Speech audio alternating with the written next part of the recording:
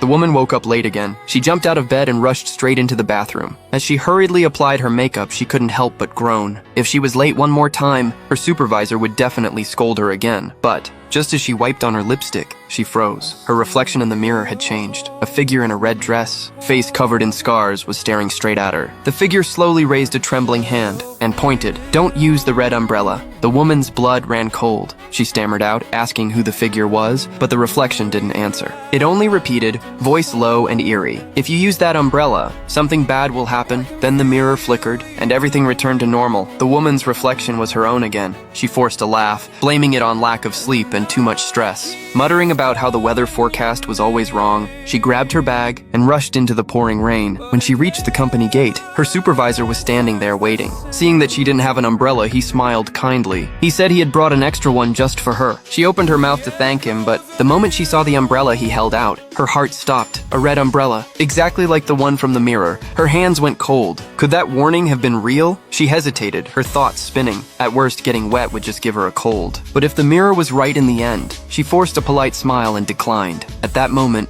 a female co-worker, one who openly admired the supervisor, walked up and laughed, mocking her for being ungrateful. Then she snatched the umbrella from his hand, flashing him a sweet smile. She offered to share it with him on the way home. The supervisor refused to walk with her, but the two still left together, one after the other. That night, the woman trudged home in the rain, drenched and shivering. She kept wondering if she was just overreacting. It was just an umbrella. What could possibly go wrong? But as she scrolled through her phone, a breaking news alert made her heart stop.